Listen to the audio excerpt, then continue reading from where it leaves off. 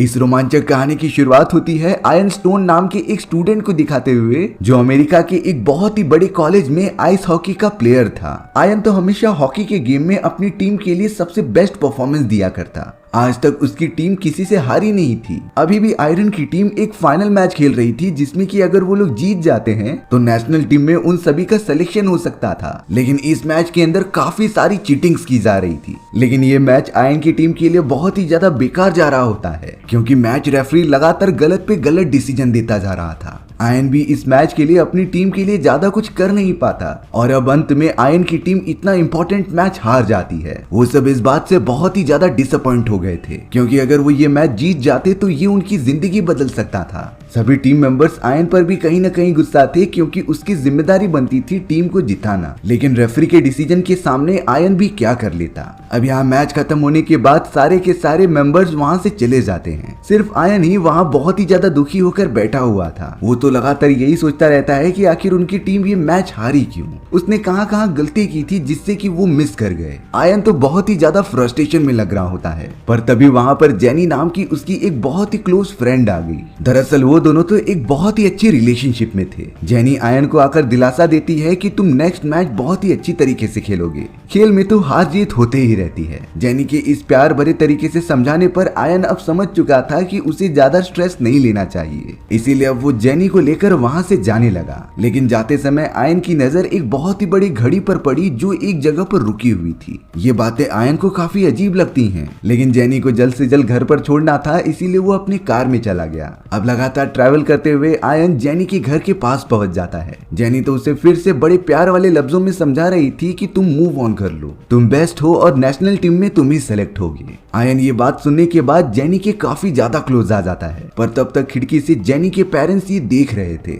जिन्होंने जेनी को तुरंत ही गुस्से में अंदर बुला लिया। अब यहाँ आयन थोड़ा सा दुखी हो जाता है कि जेनी के मॉम एंड डैड को भी वो पसंद नहीं है, इसीलिए आयन अपनी कार पीछे करने लगा था। आयन यहाँ थोड़ा सा डर जाता है, क्योंकि जेनी के आस पड़ोस का एरिया काफी ज्यादा डरावना था। देखने पर तो वो सब किसी हॉन्टेड हाउस जैसे दिख रहे थे। गार्डन में तो झूले अपने आप ही झूल रहे होते हैं, इसीलिए आयन ने डर के मारे अपनी कार रिवर्स ली और भरी बारिश में दूर जाने लगा। आगे बढ़ते हुए जैसे ही आयन एक रोड पर पहुंचता है, तभी उसने देखा कि रेलवे ट्रैक पर एक अजीब तरीके का आदमी सोया है। आयन ने तो कई बार हॉर्न मारी, लेकिन वो आदमी वहां से उठ ही नहीं रहा था, इसीलिए अब आयन कार से बाहर निकलकर उसे देखने चला जाता है। आयन तो जैसे ही पास आकर उस आदमी को टच कर रहा था, तभी वो आदमी हिलने लगा, जिससे कि आयन डरकर सीधा अपनी कार के पास भागता है। कार के अंदर पहुंचते ही उसने इमरजेंसी नंबर पर कॉल कर दिया, लेकिन उसका कॉल कनेक्ट ही नहीं होता। तभी अचानक कार के सामने मौजूद वो आदमी गायब हो चुका था, जो अगले ही मोमेंट में डायरेक्टली उड़ता हुआ कार के ऊपर आकर जंप लगा देता है। उस अनजान आदमी ने तो कार का शीशा तोड़ दिया और आयरन को बाहर निकल कर फेंक दिया।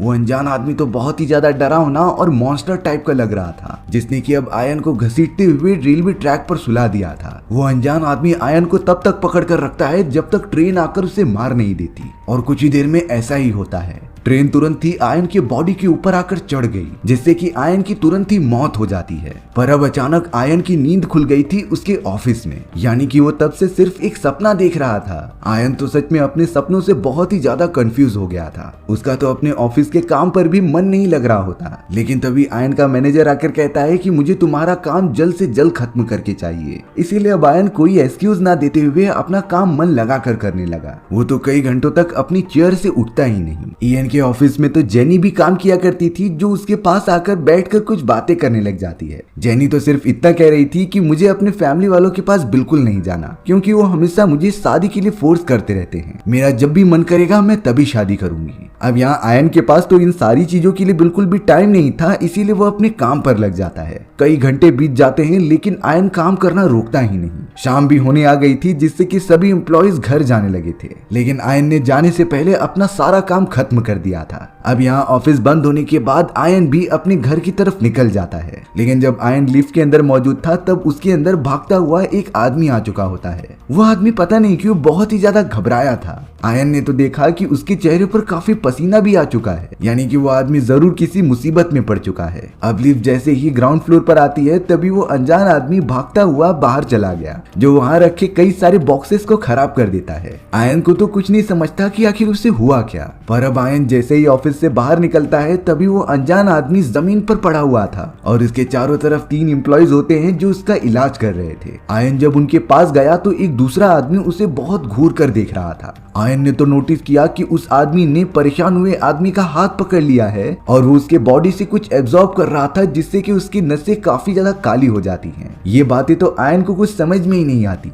सिर्फ आयन को इतना याद था कि उसने उस आदमी को कहीं ना कहीं तो देखा है। अब ये सारी चीजें इग्नोर करके आयन सीधा अपने घर पर पहुंच जाता है। यहाँ हमें पता चला कि आयन की तो शादी हो चुकी है और उसकी एक बहुत ही ब्यूटीफुल वाइफ है। घर पहुंचते ही आयन की वाइफ उसके गले लग जाती है, क्योंकि उसे पता चल गया था कि शायद आयन थोड़ा सा परेशान है। आयन ने तो अपने ऑफिस में हुई सारी बातें और उस अनजान आदमी के बारे में भी बता दिया था, जिसमें आयन कहता है कि वो घबराया हुआ आदमी अपने आप ही बेहोश हो गया और वो दूसरा आदमी जो लगातार आयन को घूर रहा था वो और कोई नहीं बल्कि आयन के हॉकी टीम का कोच होता है। आयन की वाइफ थोड़ा सा शॉक हो गई, क्योंकि आयन ने उसे कभी नहीं बताया था कि वो हॉकी खेलता है, पर आयन समझ रहा था कि शायद उसकी वाइफ भूल चुकी होगी। इसीलिए आयन अपनी फोटो एल्बम लाकर वाइफ को दिखाता है। ताज्जुब की बात ये थी कि फोटो के अंदर सारे प्लेयर्स मौजूद थे सिवाय आयन के, यानी कि वो खुद अपने फोटो में ही नहीं मौजूद था। ये बातें तो आयन को सोचने पर मजबूर कर देती हैं। अब आयन जब रात के समय सोया हुआ था तब एक काला साया उसके घर के अंदर से भागते हुए जाता है। आयन जब अपने स्टोर रूम में देखने गया तब वहाँ पर कोई भी नहीं था। ये सारी बातें तो धीरे धीरे आयन को डराती जा रही थी। अब सुबह होने के बाद आयन तो अपने ऑफिस जाने के लिए निकल जाता है। बस में बैठते ही उसने नोटिस किया कि उसकी घड़ी बंद हो चुकी है। आयन तभी अचानक 2 लड़कों को देखता है जो उसी के हॉकी टीम के मेंबर्स थे। वो तो तुरंत ही उन दोनों से मिलने के लिए आगे बढ़ने लगा, पर वो दोनों मेंबर्स वहाँ से चले जाते हैं। आयन तो लगातार उन दोनों का पीछा करते जा रहा था, पर इतनी सारी भीड़ के अंदर उससे एक बूढ़ा आदमी टकरा जाता है। वो बूढ़ा आदमी तो कह रहा था कि तुम उन सभी के पीछे बिल्कुल मत जाना, क्योंकि वो सब तुम्हें मारना चाहते हैं। अगर तुम्हें अपने सभी सवालों का जवाब चाहिए तो मेरे पीछे आ जाओ। आयन सच में बहुत ज्यादा कंफ्यूज हो चुका था, इसीलिए वो उस बूढ़े आदमी के साथ एक स्ट्रीट वाले एरिया में चला जाता है। वहाँ पर उस बूढ़े आदमी ने आयन को सब कुछ समझाया कि तुम्हारा पीछा किया जा रहा है और अगर तुम चौकन्ने नहीं होगे तो वो तुम्हें मारते ही रहेंगे। दरअसल बात ये थी कि वो बूढ़ा आदमी आयन को बताना चाहता था कि तुम्हें सब कुछ याद आ जा रहा है जो उन सभी के रूल्स के खिलाफ है, इसीलिए वो तुम्हें बार बार मार कर दूसरी जिंदगी में डालते जा रहे हैं। इसका सोल्यूशन एक ही है कि तुम्हें अपनी पुरानी जिंदगी को भूलना पड़ेगा, नहीं तो वो काले साए तुम्हें मारना कभी छोड़ेंगे नहीं। आयन को तो ये सारी बातें बहुत ही बेकार लग रही होती हैं, इसीलिए उसने बूढ़े आदमी को दूर कर दिया था। तभी अचानक नीचे वाले हिस्से से एक काला साया उस बूढ़े आदमी को पकड़कर खींचने लगता है। वो काला साया तो बूढ़े आदमी को मुंह पकड़कर उसे कहीं दूर लेकर चला गया। आयन तो ये सारी चीजें देखकर बहुत ही ज्यादा डर जाता है, इसीलिए वो तुरंत ही भागता हुआ अपने घर आ गया, जो वाइफ से गले लग जाता है। आयन अपनी वाइफ को डरते हुए बता रहा था कि एक काला साया मेरा पीछा कर रहा है और वो मुझे मार देगा, लेकिन आयन जैसे ही पीछे मुड़ा उसकी वाइफ उसे जान से मार देती है। बाद में ये रिवील होता है कि आयन की वाइफ खुद एक काली आत्मा है, जिसने कि अब आयन को बुरी तरीके से मारना स्टार्ट कर दिया था। आयन तो नहीं समझ पाता कि आखिर उसकी वाइफ ऐसा क्यों कर रही है, पर ये आयन की वाइफ नहीं बल्कि वो काली आत्मा थी जो आयन को मारने के लिए ढूंढ रही होती है। वो आत्मा भी कह रही थी कि तुम्हें अपने पास्ट की सारी चीजें भूलनी होंगी, नहीं तो तुम्हारी मौत इसी तरीके से लगातार होती जाएगी। अब यहाँ आयन के मरने के बाद वो अपनी आंखें एक टैक्सी में खोलता है जिसे कि वो लगातार चला रहा था। इसका मतलब साफ होता है कि आयन अब अपने दूसरे लाइफ में आ चुका है। आयन के टैक्सी के पीछे जेनी बैठी हुई थी जो अपने घर पर जा रही होती है, यानी कि ये वो समय था जब आयन जेनी को बिल्कुल भी जानता नहीं होता। वो तो अब जेनी को उसके घर पर ला देता है, जिसके बाद जेनी कह रही थी कि मैं कॉफी लेकर आती हूँ, तब तक तुम यहीं पर वेट कर सकते हो। आयन तो अपनी कार पार्क करके वहीं पर रुक गया, लेकिन उसने नोटिस किया कि जेनी के आस पड़ोस की जगह बहुत ही ज्यादा डरावनी है और तो और उनकी खिड़कियों में से कोई अनजान आदमी लगातार आयन को देखता ही जा रहा था। आयन तो उन सारे अनजान लोगों को देखकर बहुत ही ज्यादा डरता जा रहा था, इसीलिए वो तुरंत ही अपनी कार में बैठ गया। तब तक जेनी आयन के लिए कॉफी बनाकर भी लेकर आ जाती है। आयन तो तुरंत ही अपनी कार लेकर वहां से दूर जाने लगा। उसने नोटिस किया कि घड़ी पर टाइम एकदम से रुक चुका है। थोड़ा आगे जाते ही आयन को वही ओल्ड मैन दिखाई दिया था जो कि उसकी प्रीवियस लाइफ में मिला होता है। आयन तुरंत ही अपनी कार से उतरकर बूढ़े आदमी का पीछा करने लगा क्योंकि वही उसके सवालों का जवाब दे सकता है। आयन इन सारी चीजों से बहुत ज्यादा डर गया था, इसीलिए वो उस ओल्ड मैन से सब कुछ पता करना चाहता है। तभी अचानक आयन के सामने वही ओल्ड मैन आ चुका था जिसने कि उसे पकड़ लिया। उसके टच करते ही आयन को अपनी सारी पुरानी यादें वापस आने लगती हैं, जिसमें कि वो जेनी के साथ अच्छे रिलेशनशिप में था और उन्होंने काफी अच्छे समय गुजारे। यहाँ वो बूढ़ा आदमी बताता है कि तुम्हारी वजह से अब जेनी की भी जान खतरे में है और तुम्हें किसी भी तरीके से उसे बचाना होगा।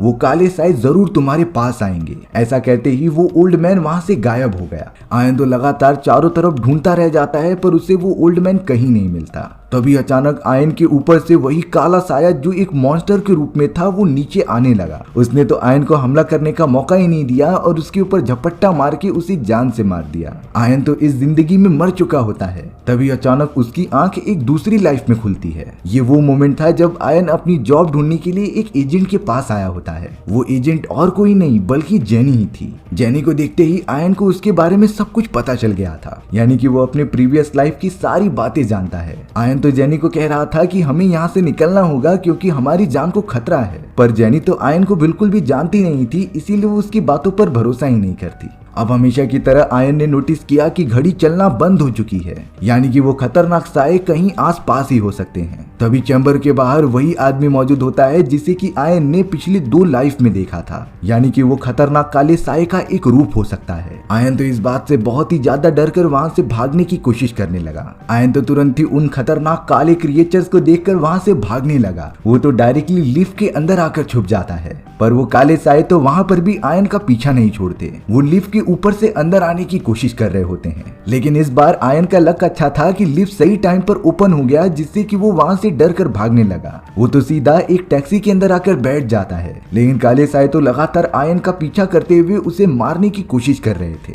उन सभी खतरनाक मॉन्स्टर्स ने तो कार के ऊपर से अपने नुकीले पंजे मारना स्टार्ट कर दिया, जिनसे कि आयन बहुत मुश्किल से बचता है। लेकिन वो ये सारी चीजें ज्यादा देर तक कंट्रोल नहीं कर पा रहा था, इसीलिए आयन कार से बाहर निकल के भागने लगता है। लेकिन बदकिस्मती की बात ये थी कि एक ट्रक सामने से आकर आयन को ठोक देती है, जिससे कि आयन का बहुत ही बड़ा एक्सीडेंट हो गया था और वो वहीं पर बेहोश हो गया। आयन देख रहा था कि उसके सामने जितने भी लोग खड़े हुए हैं वो ब्लैक साए में कन्वर्ट हो चुके हैं और वही सब नुकीले पंजों की मदद से आयन की जान ले रहे थे। अब यहाँ आयन अपनी आंखें दूसरी जिंदगी में खोलता है जो एक बहुत ही बेकार जगह पर मौजूद था। दरअसल इस जिंदगी में आयन बहुत ही ज्यादा नशे करने वाला आदमी होता है। उसने हर टाइप की नशीली दवाइयां ट्राई कर ली थी, जिससे कि वो एक जगह से हिल भी नहीं पा रहा होता। तभी उसके दरवाजे पर कोई आ जाता है, इसीलिए आयन बड़ी मुश्किल से दरवाजा खोल रहा था। ताज्जुब की बात थी कि दरवाजे के बाहर जेनी होती है, लेकिन जेनी यहाँ पर भी आयन को पहचानती नहीं थी। वो तो आयन से सिर्फ इतना बोलने आई थी कि वो डिस्टर्ब हो रही है, इसीलिए गाना बंद कर दें।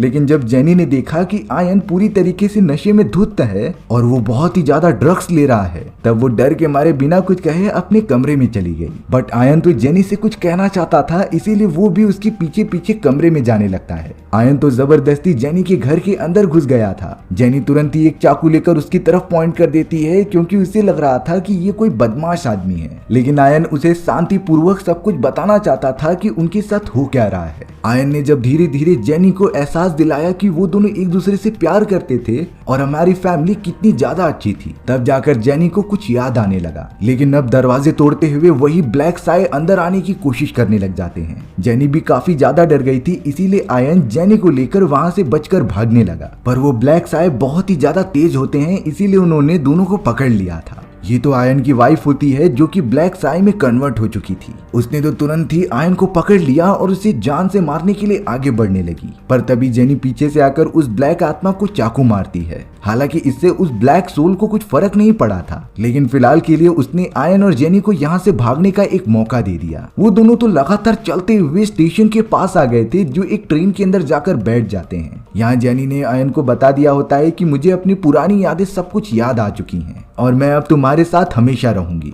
वो दोनों सच में बहुत ही ज्यादा डरे हुए थे और आगे बढ़ रहे थे। तभी आयन को अपने साइड में बैठा हुआ वही बूढ़ा आदमी दिखाई देता है जो इस दुनिया में काफी कमजोर लग रहा था। अब उस बूढ़े आदमी ने आयन को सब कुछ सच सच बताने का डिसाइड किया। वो कहता है कि जो काले साए तुम्हारे पीछे पड़े हैं उन्हें दरअसल हार्वेस्टर्स कहा जाता है। हार्वेस्टर्स का काम यही होता है कि वो इंसानों के डर का फायदा उठाकर उन्हें एब्जॉर्ब कर लें और अपने आप को ताकतवर बनाएं। सिर्फ इंसानों के डर के कारण ही उनकी शक्तियां बढ़ते जाती। वो ओल्ड मैन भी एक हार्वेस्टर ही है। आयन को ये शो करने के लिए वो एक बूढ़े आदमी के पास गया और उसे एक काला साया बनकर डराने लगा, जिसके बाद वो ओल्ड मैन जो कि हार्वेस्टर होता है वो उस आदमी का पूरा डर सोख ले रहा था, जिससे कि उसे काफी ज्यादा पावर मिलती और वो एकदम ठीक हो गया। अब वो ओल्ड मैन आयन को आकर बताता है कि सारे हार्वेस्टर्स एक जैसे नहीं होते, कुछ हार्वेस्टर इससे भी ऊपर बढ़ चुके हैं, यानी कि वो सिर्फ लोगों के डर का फायदा नहीं उठाते बल्कि वो लोगों को जान से मार देते हैं। शॉकिंग बात तो तब हुई जब उस ओल्ड मैन ने ये बताया कि आयन भी एक हार्वेस्टर हुआ करता था, लेकिन उसने लोगों को मारने से बिल्कुल इनकार कर दिया, जिसकी वजह से बाकी हार्वेस्टर्स की कम्युनिटी वाले आयन का पीछा करने लगे और आज भी वो ब्लैक साय आयन को मारने की कोशिश कर रहे हैं। आयन तो यहाँ लगभग सारी बातें समझ चुका था, इसीलिए वो ओल्ड आदमी कहता है कि तुम दोनों को यहाँ से बचकर भागना होगा, क्योंकि वो काले साए अब तुम्हारे पास पहुंच चुके हैं। आयन और जेनी तो लगातार यहाँ से भागना स्टार्ट कर देते हैं, पर आयन की वाइफ के साथ मौजूद वो काले सायों ने उन दोनों को पकड़ लिया था। वो सबसे पहले जेनी को बेहोश कर देते हैं और आयन को अपने कंट्रोल में करने की कोशिश करते हैं। आयन की वाइफ जो कि एक ब्लैक हार्वेस्टर थी, वो आयन को कंट्रोल करते हुए कहती है कि तुम्हें हमारी बात माननी होगी। उस लेडी हार्वेस्टर ने आयन को कमांड दिया कि तुम उठकर जेनी के सारे डर को एब्जॉर्ब कर लो, जिसके बाद तुम्हें जेनी को जान से मारना होगा। आयन पता नहीं क्यों एकदम आउट ऑफ कंट्रोल होकर जेनी के पास आ जाता है। आयन तो अब अपने हार्वेस्टर वाले रूप में आ गया था जो जेनी के डर को एब्जॉर्ब करने लग जाता है, लेकिन आयन के अंदर अभी भी उसका एक छोटा सा इंसानी रूप मौजूद था जो चाहता है कि जेनी की जान वो किसी भी तरीके से बचा ले। अब उसके दिमाग में एक आइडिया आया कि अगर वो मर जाए तो वो दूसरी दुनिया में ट्रांसफर कर दिया जाएगा, इसीलिए आयन तुरंत ही वहां से भागते हुए ट्रेन के नीचे आ जाता है, जिससे कि उसकी मौत हो गई थी। आयन तो अब अपनी आंखें एक दूसरे लाइफ में खोल रहा था जो कि एक मेंटल हॉस्पिटल में होता है। दरअसल सारे हार्वेस्टर्स इमॉर्टल होते थे,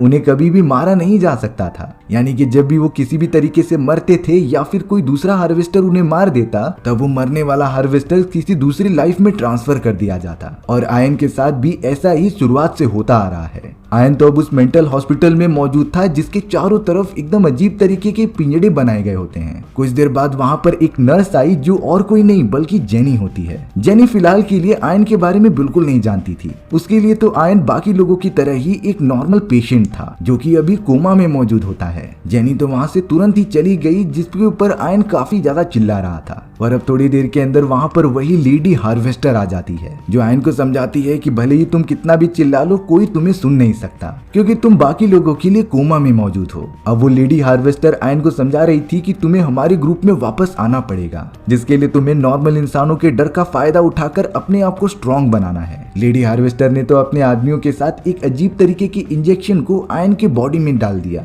जिसके बाद वो आयन को आराम करने के लिए कहने लगती है क्योंकि उनका मिशन अब सक्सेसफुल होने वाला है। आयन भी अगर उनके हार्वेस्टर्स की टीम में आ गया तब वो सारे इंसानों के डर को एब्जॉर्ब कर सकते थे, जिससे हार्वेस्टर्स की शक्तियां हद से ज्यादा बढ़ जाएंगी। ईएन के तो ठीक सामने एक बच्चा मौजूद था जिसके पास वो सारे हार्वेस्टर्स जाकर उसे डराने लगते हैं और उस बच्चे से निकलने वाले डर को एब्जॉर्ब करने लग जाते हैं। इंसानों का यही डर हार्वेस्टर्स के लिए शक्तियां थी। वो जितना लोगों को डराते और मारते उनकी शक्तियां और भी ज्यादा बढ़ती जाती। आयन यहाँ पर बिल्कुल भी नहीं चाहता था कि ये लोग किसी की जान ले, इसीलिए वो उन्हें रोकने की कोशिश करने लग जाता है। पर आयन की हालत इतनी ज्यादा खराब हो चुकी थी कि उसके पास अब ज्यादा शक्तियां बची नहीं होती। वो लेडी हार्वेस्टर तो आयन के पास आकर कहती है कि आखिर वो कौन है जो तुम्हारी मदद कर रहा है हर लाइफ में, और तुमने तो सिर्फ एक नॉर्मल इंसान यानी कि जेनी की वजह से हम सभी से धोखा कर लिया, इसीलिए अब मैं जाकर जेनी को जान से मार दूंगी, जिसके बाद तुम्हें मजबूरन हमारे साथ काम करना ही होगा। वो लेडी हार्वेस्टर तुरंत ही निकल जाती है जेनी को खत्म करने के लिए।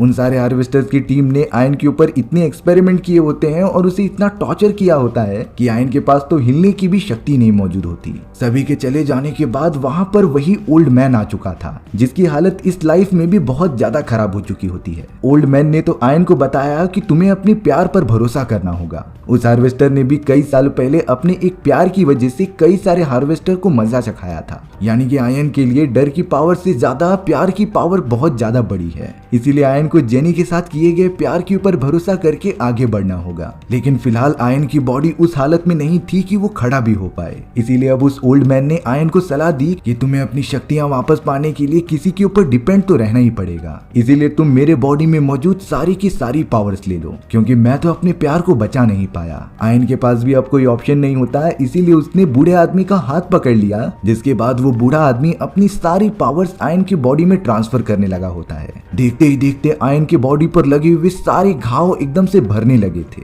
वहीं अब पावर ट्रांसफर करने के बाद उस ओल्ड मैन की सारी शक्तियां चली जाती हैं और वो वहीं पर खत्म हो जाता है। थोड़ी देर के अंदर ही कुछ बुरे हार्वेस्टर्स उस जगह पर आ जाते हैं आयन को देखने के लिए, लेकिन आयन तो अपने बेड पर होता ही नहीं। एक हार्वेस्टर जैसे ही टेबल के पास गया तभी पर्दे के अंदर से एक नुकीला पंजा बाहर निकलता है और उस हार्वेस्टर की बॉडी में घुसा देता है। वो हार्वेस्टर तुरंत ही मर गया था। बाद में पता चला कि वो और कोई नहीं बल्कि आयन ही है जो अपने असली वाले हार्वेस्टर के फॉर्म में आ चुका है। आयन ने तो अपनी नई शक्तियों की मदद से सामने आने वाले सारे हार्वेस्टर को मारना स्टार्ट कर दिया था, क्योंकि अब उसे किसी भी तरीके से अपने प्यार यानी कि जेनी को बचाना है। वहीं अब दूसरी तरफ अब वो लेडी हार्वेस्टर जेनी के पास पहुंच चुकी थी उसकी जान लेने के लिए। लेडी हार्वेस्टर तो जेनी से कह रही थी कि तुम्हारी वजह से हमारा सबसे काबिल एम्प्लॉय यानी कि हार्वेस्टर चला गया और अब मैं तुम्हारी जान लेकर आयन को कंट्रोल में कर लूंगी। लेकिन आयन जो अपने हार्वेस्टर के फॉर्म में कन्वर्ट हो चुका था वो भी वहां आ जाता है। उसने देखा कि लेडी हार्वेस्टर ने तो जेनी को पकड़ कर रखा है और अब आयन को किसी भी हालत में लेडी हार्वेस्टर को मारना ही था। इसीलिए अब आयन अपने नुकीले पंजे की मदद से जेनी को मारते हुए अपना पंजा लेडी हार्वेस्टर के पेट में घुसा देता है, जिससे कि लेडी हार्वेस्टर तुरंत ही खत्म होकर मर गई थी। लेकिन अब जेनी की हालत बहुत ही ज्यादा खराब होती जा रही होती है। वो तो अब अपनी आखिरी सांसें ले रही थी। यहाँ पर आयन ने जेनी से अपने प्यार का इजहार कर लिया कि वो उससे कितना ज्यादा प्यार करता है। उसने तो कह दिया कि वो हमेशा उसके साथ ही रहना चाहता था। चौंकाने वाली बात हो गई कि यहाँ प्यार की ताकत की वजह से